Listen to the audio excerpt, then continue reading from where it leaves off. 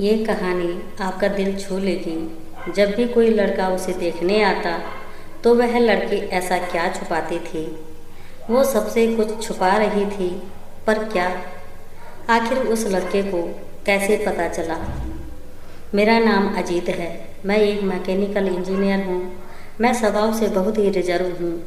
इस कारण कभी मेरी लड़कियों से न ज़्यादा दोस्ती रही, ना ही कोई मेरी गर्लफ्रेंड बनी। अब मेरी जॉब लग गई थी और घर वाले अब शादी की बातें करने लगे। घर पर कई तस्वीरें और बायोडाटा आने लगे।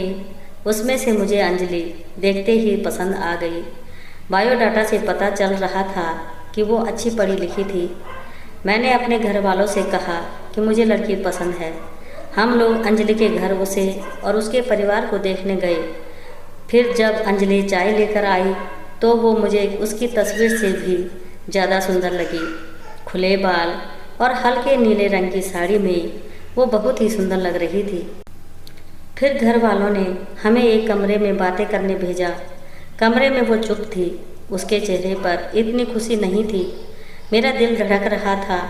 मुझे लगा कि उसे मैं पसंद नहीं हूँ। फिर मैंने ही बात शुरू करते हुए कहा कि आप क्या करती हैं। उसने मेरी तरफ घूर कर देखा और कहा कि आपने बायोडाटा देखा नहीं तो मंगाया क्यों था। उसकी बात सुनकर मुझे लगा कि वो मुझ में कोई इंटरेस्ट नहीं दिखा रही है। फिर मैंने उसे डायरेक्टली पूछ ही लिया कि आपको मैं पसंद नहीं हूँ। वो बोली, मेरे पसंद की बात नहीं है, आप खुद मुझे नापसंद कर दोगे। मुझे पता है। उसने कहा, अभी मैं आपको ऐसा कुछ दिखाने वाली हूँ कि आप वो देखते ही आप शादी के लिए मना कर देंगे।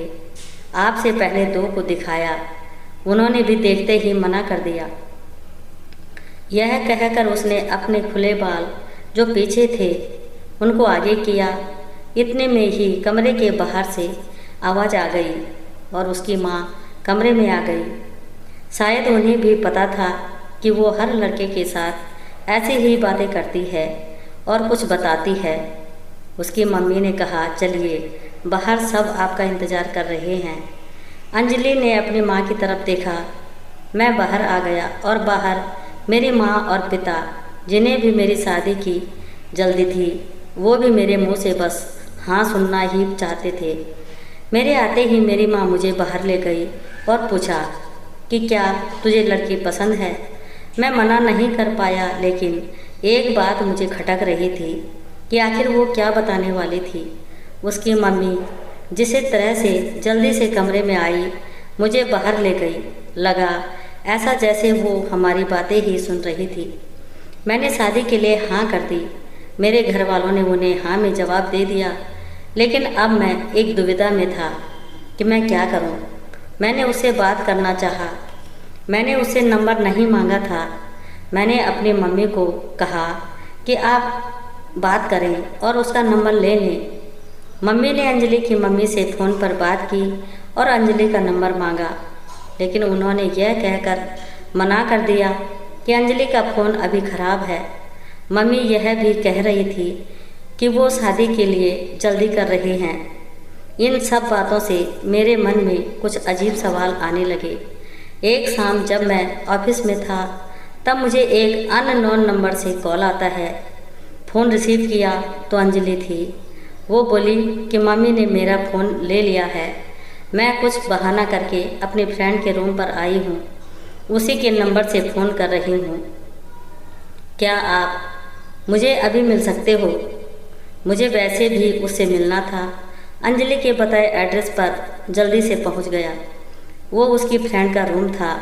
मैंने जाते ही पूछा, उस दिन की बात अधूरी रह गई थी और तुम्हारी मम्मी तुम पर नज़र क्यों रख रही है?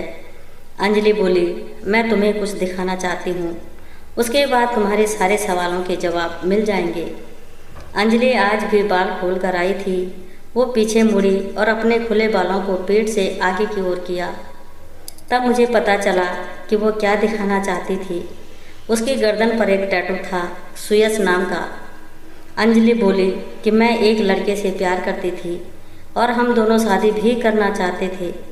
मैंने उसी के नाम का टैटू करवाया था। यह बात मैंने अपने घर वालों को भी बताई थी और वो तैयार भी हो गए थे। लेकिन सुयश ने मुझे चीट किया। वो मेरे अलावा भी किसी और को डेट कर रहा था और वो लड़की पैसे वाली थी, इसलिए उसने मुझे छोड़ दिया। तब से मुझे शादी और लड़कों से नफरत हो गई है। उस लड़के को मैंने बहुत प्यार किया, लेकिन उसने मुझे धोखा दिया। तुमने पहले भी 2 लड़कों को मैंने टैटू दिखाया और उन्होंने सच जानकर शादी के लिए मना कर दिया। मम्मी इसीलिए मुझ पर नज़र रख रही है कि मैं तुम्हें भी कहीं सच न बता दूं। लेकिन मैं लड़कों की तरह नहीं हूँ। मैं नई जिंदगी की शुरुआत सच के साथ करना चाहती हूँ। मैं सुनकर सोच में पड़ गया कि जिसको प्यार मिलता है उसे प्यार की कदर नहीं होती। आखिर इतनी प्यार करने वाली लड़की को कैसे कोई धोखा दे सकता है। मैंने कहा कि मुझे तुम्हारे पास्ट से कोई मतलब नहीं है, लेकिन मैं चाहता हूँ कि मुझे भी तुम उतना ही प्यार करो जितना उस लड़के को करती थी। अंजलि को यह उम्मीद नहीं थी। उसे लगा था कि मैं उससे शादी के लिए मना कर दूंगा। मेरी बात सुनकर उसने इतने दिनों के दबाए आंसू बहने लगे। मेरी शादी अंजलि से हो गई और मैं अपने आप को बहुत खुशकिस्मत मानता हूँ कि मुझे अंजलि जैसी सच्ची और प्यार करने वाली लाइफ पार्टनर मिली है। दोस्तों, आपको यह कहानी कैसी लगी कमेंट कर हमें ज़रूर बताएं।